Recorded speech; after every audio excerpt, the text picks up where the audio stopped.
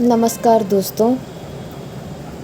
अगर आपने भी कभी किसी से सच्चा प्यार किया है तो आज की ये कहानी आपको अंदर तक रुला देगी।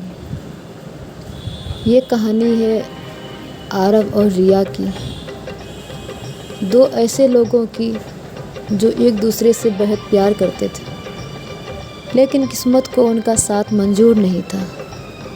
तो कहानी को आखिर तक ज़रूर देखिएगा, क्योंकि इसका अंत शायद आपकी आंखों में आंसू ला दे। आरव एक साधारण सा लड़का था जो अपनी छोटी सी दुनिया में खुश रहता था। उसे प्यार जैसी चीज़ों पर ज़्यादा भरोसा नहीं था, क्योंकि उसने अक्सर लोगों को प्यार के नाम पे टूटते देखा था। लेकिन कहते हैं ना, मोहब्बत कब हो जाए ये किसी को पता नहीं चलता। एक दिन कॉलेज में जल्दी जल्दी भागते हुए उसकी टक्कर एक लड़की से हुई। उस लड़की का नाम रिया था। टक्कर इतनी ज़ोर से हुई कि दोनों की किताबें नीचे गिर गई। रिया गुस्से में बोली, देख कर नहीं चल सकते क्या? आरव घबरा कर बोला, सॉरी, गलती हो गया। रिया किताब उठाकर जाने लगी, लेकिन तभी हवा चली और उसके बाल उसके चेहरे पर आ गए। उस पल आरव बस उसे देखता ही रह गया। उसे पहली बार किसी को देखकर ऐसा महसूस हुआ था जैसे वक्त रुक गया हो।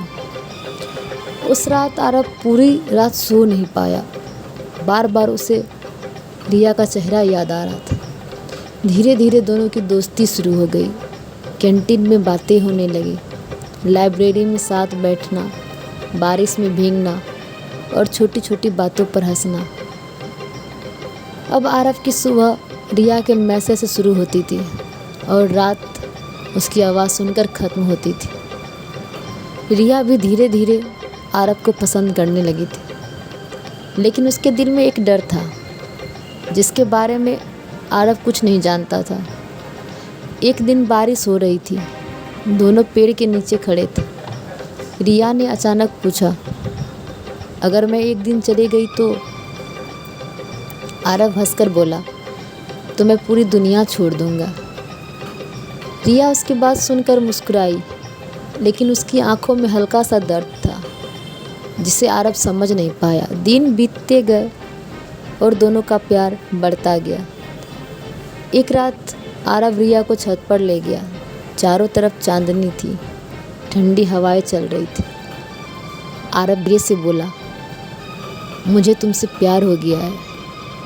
रिया की आंखें भर आई। वो बोली, इतना प्यार मत करो, मैं किस्मत में नहीं हूँ तुम्हारी।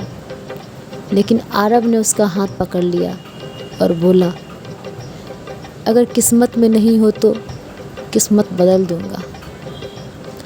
उस रात रिया बहुत रोई थी, क्योंकि वो जानती थी कि ये खुशी ज़्यादा दिनों की नहीं है। कुछ दिनों बाद रिया अस्पताल गई। डॉक्टर ने उसकी रिपोर्ट देखकर कहा, तुम्हें दिल की गंभीर बीमारी है, तुम्हारे पास ज़्यादा वक्त नहीं है। ये सुनते ही रिया की दुनिया टूट गई। उसकी आंखों से आंसू बहने लगे। उसे सबसे ज़्यादा डर था अपनी मौत का नहीं था, बल्कि इस बात का था कि आरव उसके बिना कैसे जिएगा। उस दिन के बाद रिया बदलने लगी। उसने कॉल उठाना कम कर दिया, मैसेज का जवाब देर से देने लगी और धीरे धीरे आरव से दूर होने लगी। आरव हर दिन परेशान रहने लगा। उसे समझ नहीं आ रहा था कि अचानक सब बदल क्यों गया। एक दिन उसने रिया का हाथ पकड़कर पूछा, क्या हुआ है तुम्हें? रिया गुस्से में बोली, मैं तुमसे प्यार नहीं करती। ये सुनते ही आरव के पैरों तले ज़मीन खिसक गई। उसने रोते हुए कहा, मेरी आंखों में देखकर बोलो। रिया की आंखों में आंसू आ गए, लेकिन उसने चेहरा दूसरी तरफ घुमा लिया और ज़ोर से बोली, चले जाओ मेरी ज़िंदगी से। उस दिन आरव पूरी तरह टूट गया। वो रात भर रोता रहा, पुरानी फ़ोटोज़ देखता, पुराने मैसेज पढ़ता। उसे समझ नहीं आ रहा था कि जिसने उससे हमेशा साथ रहने का वादा किया था वो अचानक बदल कैसे गई। कुछ दिनों बाद एक कुरियर उसके घर पे आया। उसमें रिया की लिखी हुई एक चिट्ठी थी।